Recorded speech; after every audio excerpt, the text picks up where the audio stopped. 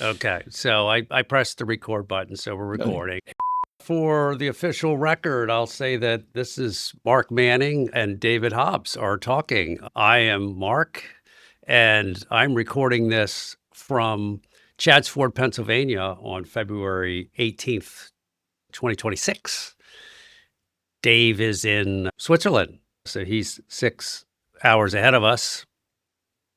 And Yep. so, Dave, thank you for doing this. We're going to use this recording to learn about you, your business, and the type of business that you're in, which is very interesting, the industry of artificial intelligence.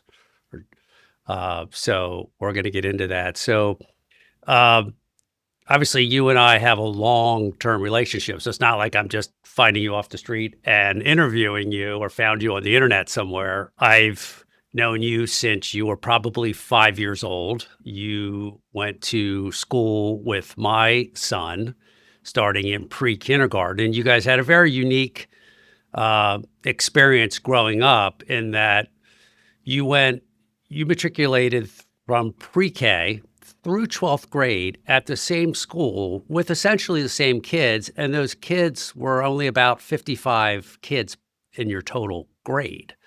So to say that you got to know each other really well is an understatement. So I guess let's talk from the point of leaving Tower Hill, which was the name of the high school that you went to. It was in Wilmington, Delaware. What were your thoughts in terms of what you wanted to study in college? Yeah. No, first, thanks, Mark, for having me here. I'm honestly really excited to share a bit of my story. And as you said, Ben, Mark's son, and I, yeah, know each other for a really long time. And yeah, the 14 years at Tower Hill were, I was so lucky to have great friends and on the subject of this conversation, a great education that I'm reflecting on and thinking about my life now. Going back to graduating Tower Hill, I ended up going to Yale University doing electrical engineering there. So I think my mindset in high school was very standard thinking of wanted to get an engineering degree, saw myself in a corporate engineering job and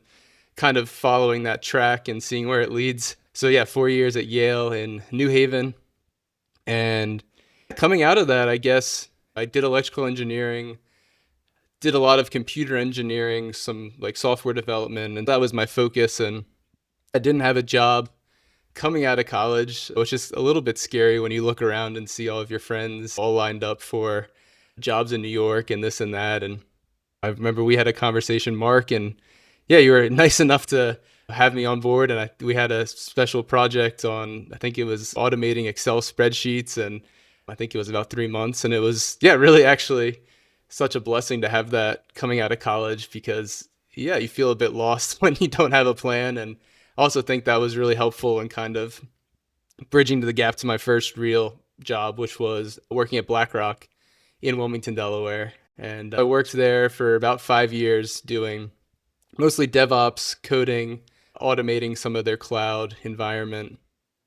Again, I had really great coworkers, and my boss was an interesting guy who super passionate about the work and passionate about the technology. And I think he, in a lot of ways, pushed me to get into a lot of new technologies that my background was pretty limited in computer engineering. But once you're in a corporate environment, you pretty much have to learn everything really quickly. And I think I was lucky to have a boss or manager who encouraged that, basically, that continuous learning and pushed me in those ways. So yeah, I did that for 5 years in Wilmington. Again, living in where I grew up, a lot of close friends around, family around, really comfortable. I got married in that time. And I think at some point it was kind of conversations between my wife and I, and we were looking for what's next. We wanted to change. So yeah, so I started looking at business schools and we were talking about Europe. Katya, my wife, is from Europe. So she's from Geneva, and there happens to be a business school in Lausanne, Switzerland called IMD.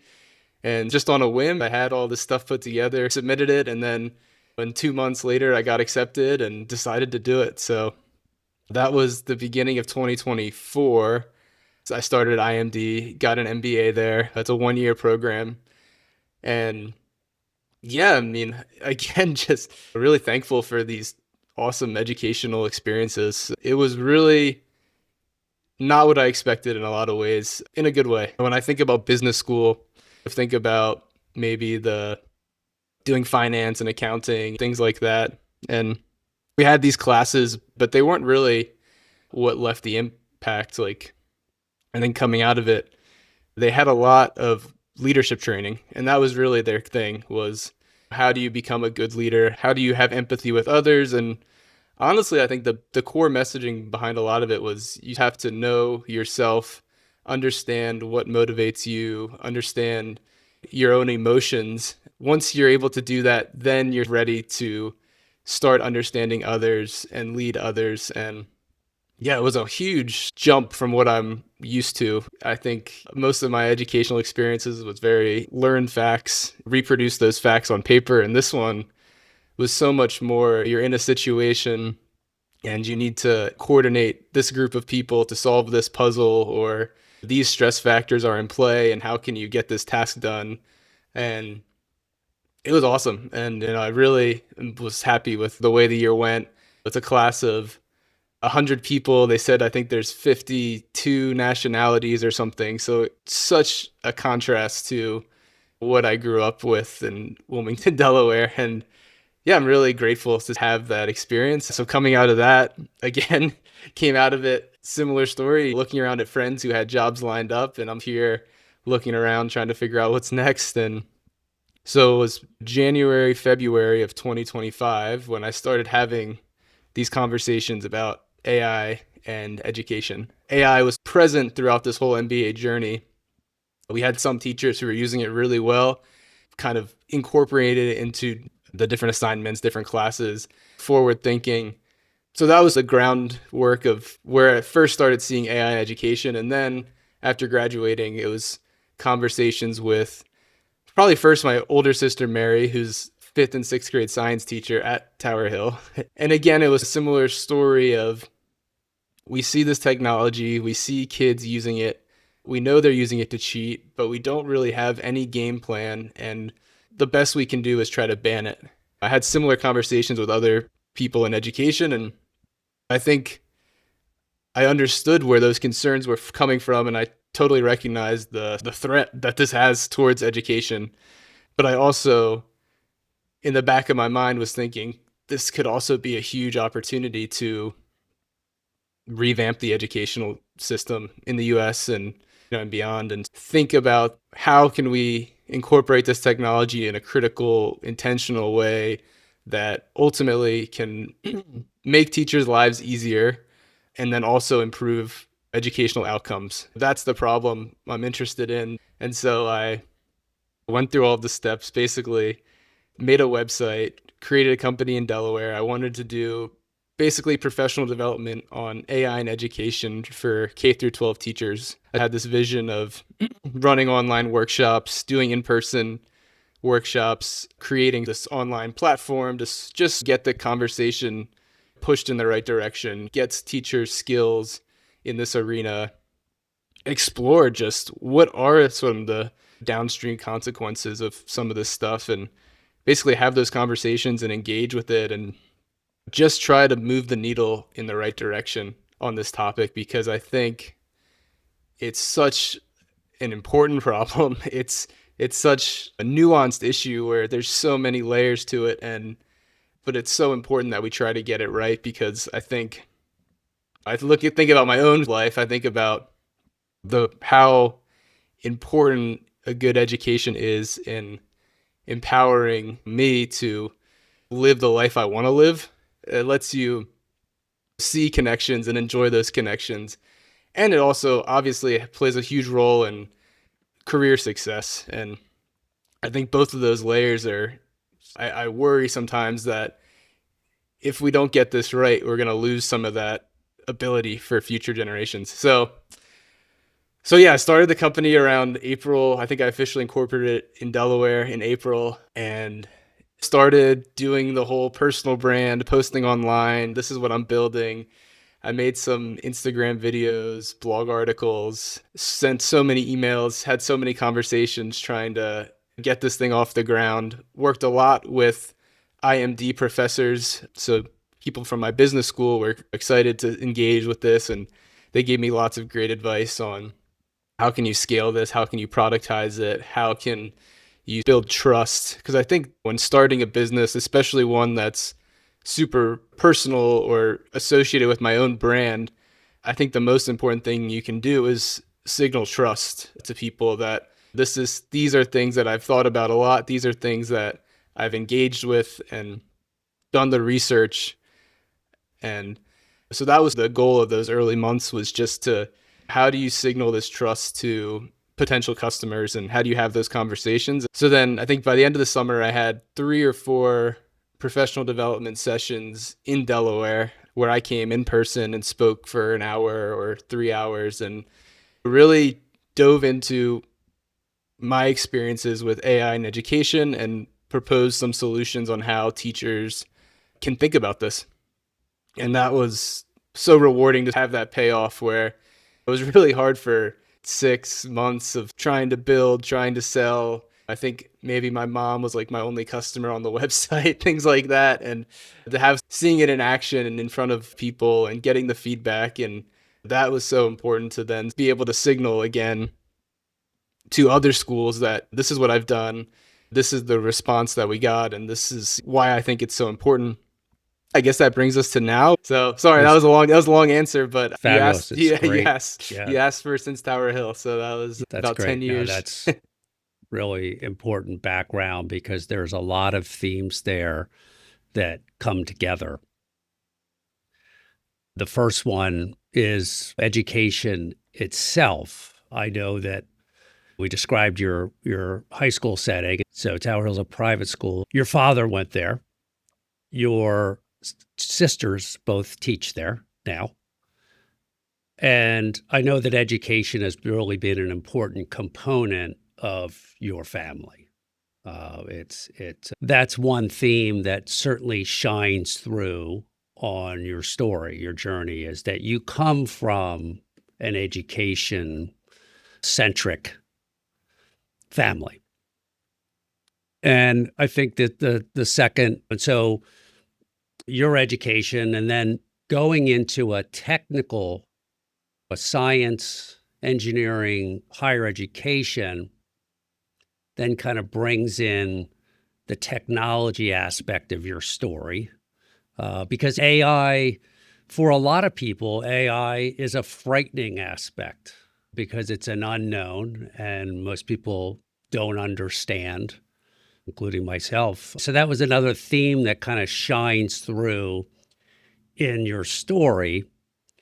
I found it fascinating that, and then I too went to an MBA program around the same age as you, but mine was more the traditional finance, accounting, business law, just like concrete facts, even though maybe marketing was a little bit on the softer side, but we weren't really talking about how to be, I guess in a generic sense, how to be a leader, but it's more than that. I mean, what you described there was more than being, it was a leader. It was really discovering and understanding yourself, your strengths, your weaknesses, how to leverage those, kind of going to places beyond where you're excellent and maybe where you're even passionate or especially curious, right? I mean, those are, I think, fantastic. I mean, kudos to the program for accenting that, because I think that's really what's becomes really important as kind of starting early professionally. So you have that coming into your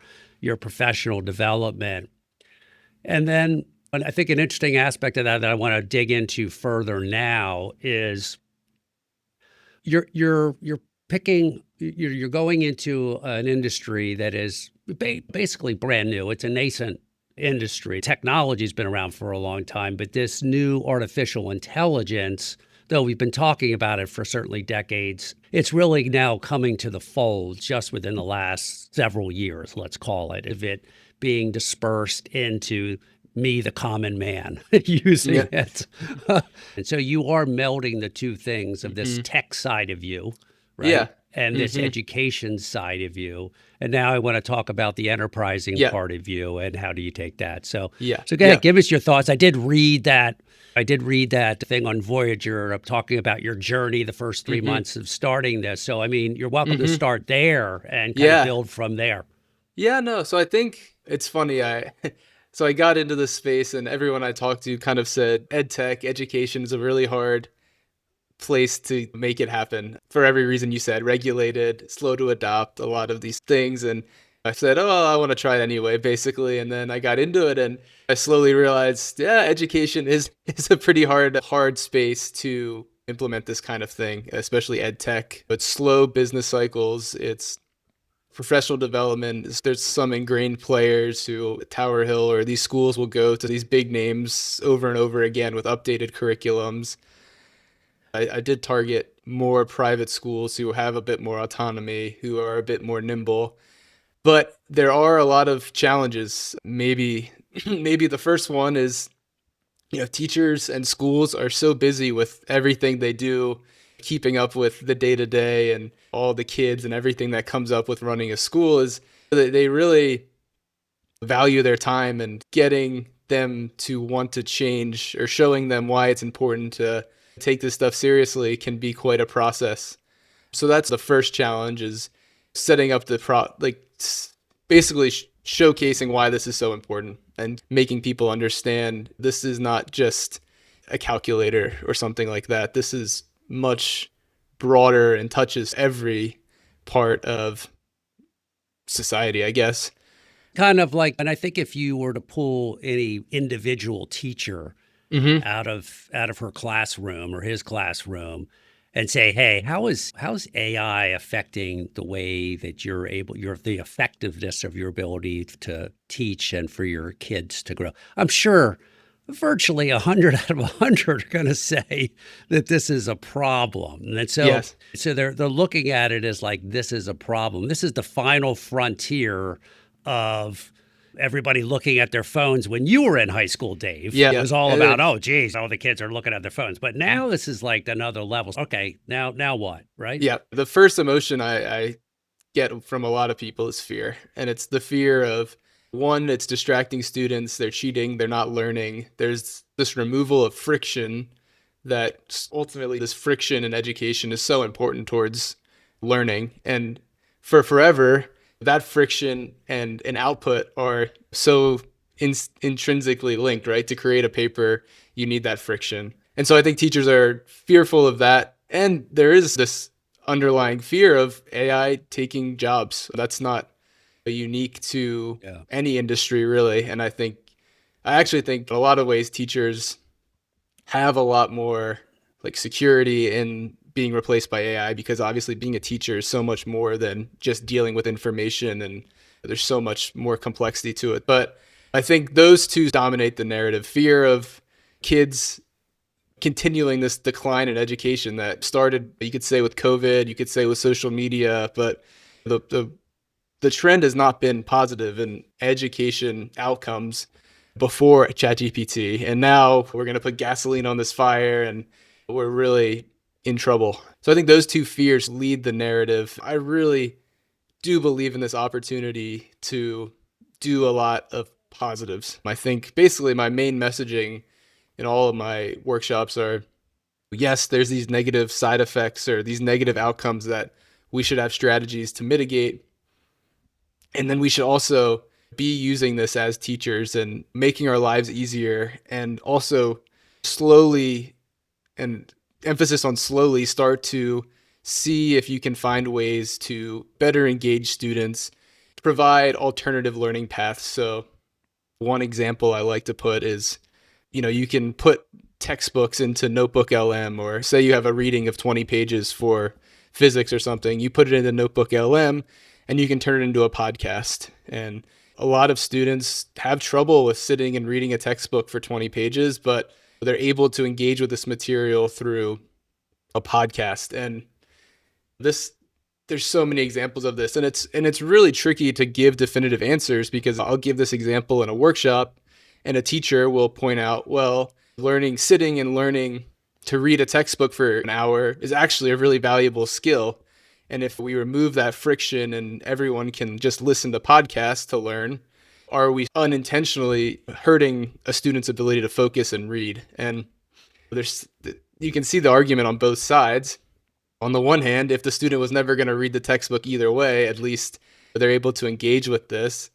But you can make the argument that so all of these conversations are so tricky, and it's so new that you're starting to see research, but it's hard to definitively say AI is good for education, AI is bad for education, and almost any example where maybe you have students learning through ChatGPT, but then a teacher points out, well, I tried this once and it hallucinated and got an answer wrong. And how can I possibly put this in front of a student if it's going to make mistakes? And these discussions are so hard because with every opportunity, there's this intrinsic risk. My main message is the worst thing you can do is just try to bury your head in the sand and hope it goes away, because then I think you'll get the worst of all worlds where you're not creatively using it to engage students.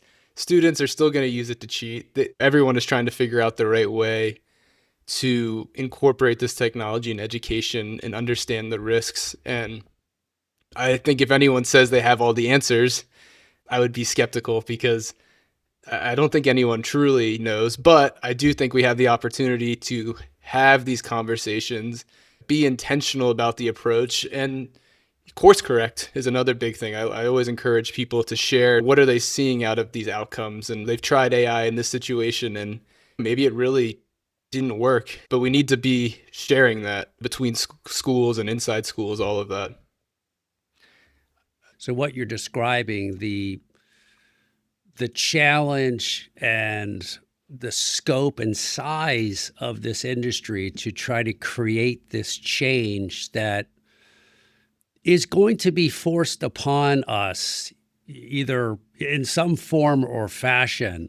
That's such a large task for you to try to even put your entrepreneur mind around in terms of creating a business plan to tackle this issue.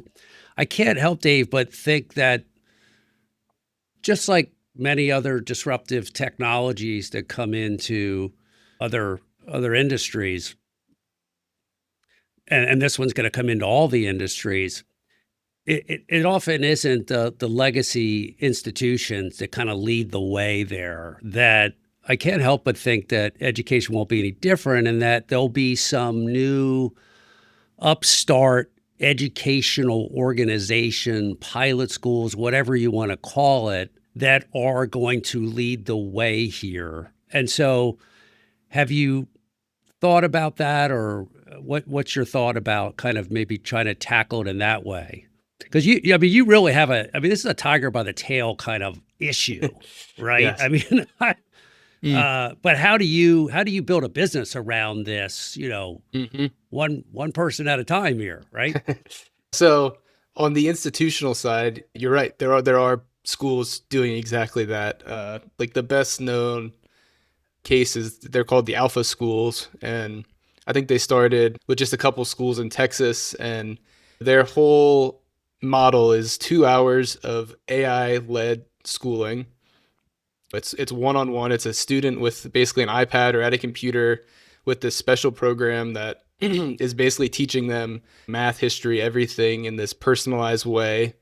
That's 2 hours of that a day. And then the rest of the day is focused on life skills. So things like teamwork games and morning meditations. And so there are these schools that are leading the way. And I think the one I always kind of see is these alpha schools. And there were like 2 or 3 schools. And then just this past year, I think they opened 14 new ones across the US. And I'm overall pretty positive on these schools. I think these are private schools. Private schools, and they're private type schools or anything like that. Okay. Private schools, and people have there's a lot of criticisms on, first of all, the AI teacher is strange, and I don't know, I get conflicted thinking what are the long-term effects, but if you look at like test scores and things, these students are really 95, 99 percentile. You can criticize this There's a lot of selection bias where, these students are going to a super expensive school.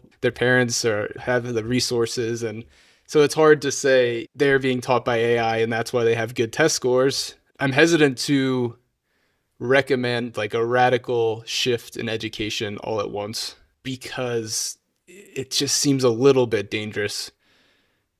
But isn't also there's some sense of inevitability on this? I can't help but think that with AI, that the genie is out of the proverbial bottle here, right? I don't know how you kind of, if not here, it will happen somewhere else on the globe, that AI would become the dominant medium for education.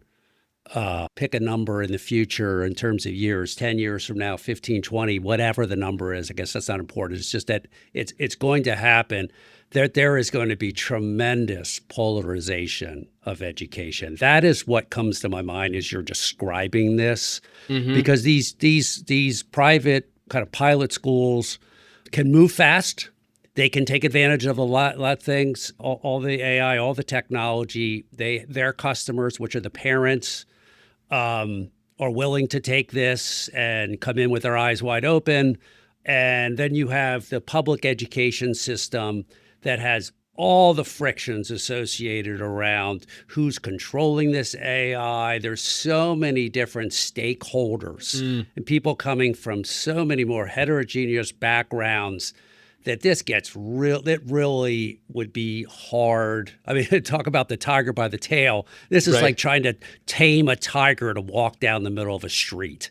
I can't help but think that it's going to go that way. And boy, I don't know how it doesn't. I mean, of course, I'm probably wrong, but I mean, that's where my mind goes. Dave. Yeah, and you can open this conversation to really any industry, right? I mean, yes, you're gonna see this. I mean, you're seeing it with software development now. But we're talking about developing human beings. We're talking about taking children and teaching them all the values of our culture and society, from learning to read and talk and write. And assimilate within society. I mean, that's what we're talking about here. And I mean, that is at its core the most important component of a society, right? I mean, that is right. And that really is the role of education in a broader sense. It feels wrong to offload that to a robot. So I have the visual here, again, this is somebody from the outside looking in, that I have this notion in my head that instead of starting with my first grade teacher, Miss Anderson, that was her name, instead of having Miss Anderson sing me songs about taking a nap and time to clean up and, in our little reading groups, it's Miss Anderson in AI robotic form that is on my phone talking to me when I'm getting on the bus. And remember, we're going to do this. And really kind of my guide through education and growing up. And maybe there is an assistant human Miss Anderson that's in the place that I'm going to, if I'm going to some physical place, that's kind of guiding us and making sure that me and robotic Miss Anderson are doing what we're supposed to be doing, or whatever the situation is. So I guess I look at it as, and Miss Anderson turns into Miss McGuigan, who was my second grade teacher, and believe it or not, my third grade teacher's name was Miss Meanie. And right there at Highland School, Dave, my AI robot matriculates right along with me, and it maybe goes right on to whatever, and goes all through high school with me, and even walks down the aisle there when I graduate or whatever. And everything's nice and rainbows and gumdrops and sing songs, and we're all happy. But your mind is much more evolved in this industry. And I think yours goes to a pretty scary place, perhaps. That's kind of what you're alluding to, right? And so there's a hesitancy. So I've described to you what Miss Teacher AI looks like in my fake world. How about you? Could make a case that this kind of utopian outcome is possible, and maybe we should strive towards it, because there are a lot of, within that scenario, there's so much positive. You get this personalized learning experience that understands who you are, what motivates you, what are you passionate about, and Miss Anderson, by the way, she's only for me, right? I mean, I've got my own Miss Anderson, so I've got private tutoring all for 12 and they years. And they tailor that educational journey from first grade to college, and learning is easy and fun and engaging and all of these things. And I think we can, without taking it to such an extreme, I think those should be our goals for a lot of education. I think this model of sitting in a room with 30 kids and 10% are picking their nose and can't follow, and 10% are 10 steps ahead of the teacher, and the teacher has to teach to that middle percentile. I mean, that is not the optimal way to do this. And I think with these Miss Anderson, you can really kind of meet students where they are. So I think that is a positive. But then there's so many ways this goes wrong if you're not careful. There's a lot more to education than just learning math and science and reading. I think being in a school with people and learning to play and learning to conflict resolution and whatever, playing sports and all of these things that happen inside and outside the classroom, that's pretty fundamental to growing up.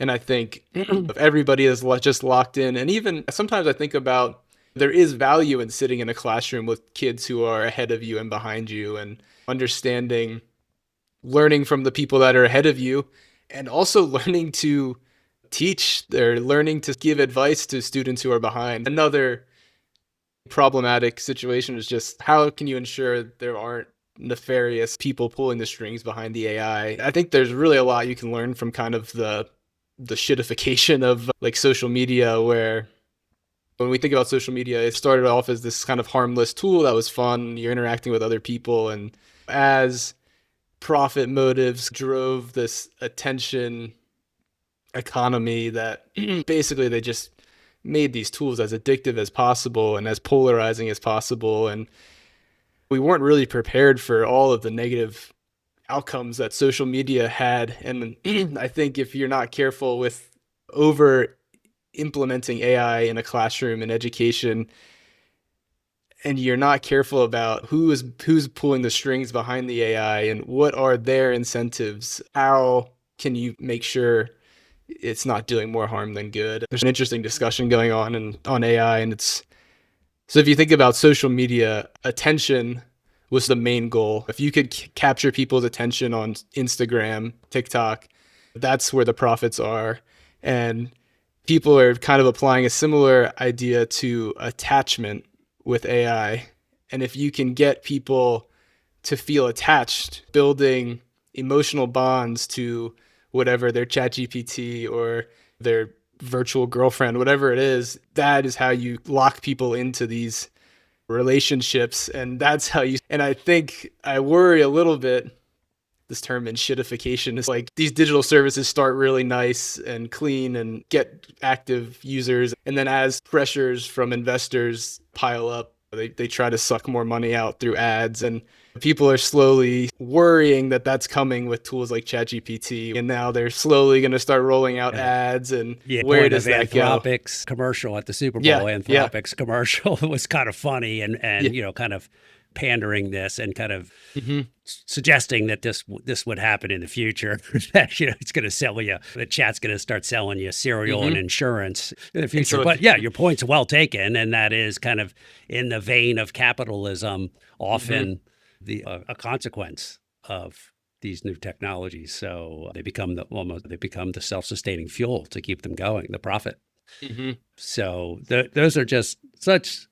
Dave, just such fascinating. So what I've learned here is you have taken on quite a challenge. You've taken on an industry that is on the tip of everybody's tongue. It's on everybody's mind.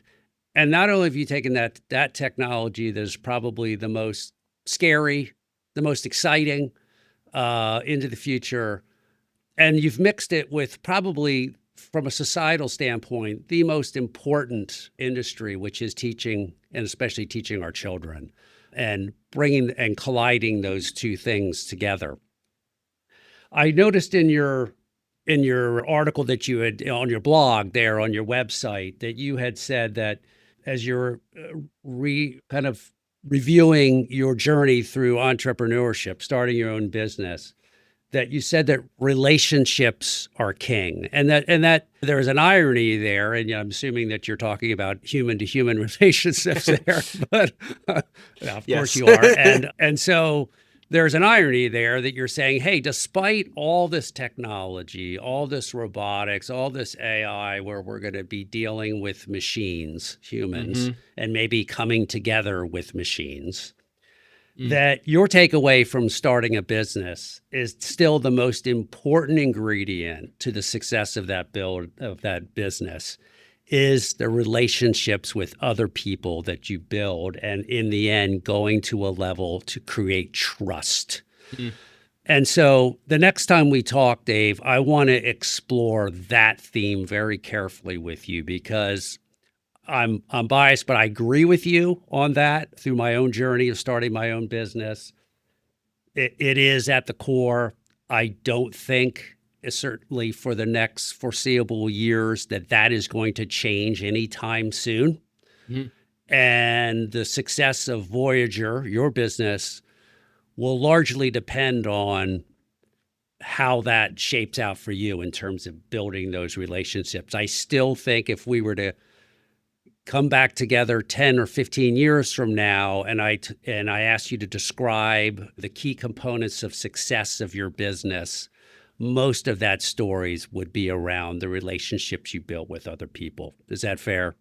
I think that's spot on. Yeah. Yeah. And it just makes it so much more worth it, right? I mean, it's one thing to sit in your room and build a company, but if you're not sharing it with people and you're not doing it with people, yeah, it's much better. So we've tried to tackle in an hour a vast story about artificial intelligence that's taken all the time of humanity to get to, and encapsulated in an hour. I hope we gave a sense that this is a really, really deep yet important topic, and you choosing to go into this head on is bold, but I think the other thing that we've learned here is that you have the background, you have the personal interest. As you were saying, I think it is part of your passion, part of your nature to be in education, and you're melding those two things together, which is great. And so the next time I want to tackle the thing that maybe isn't so familiar to you, and that is starting a business.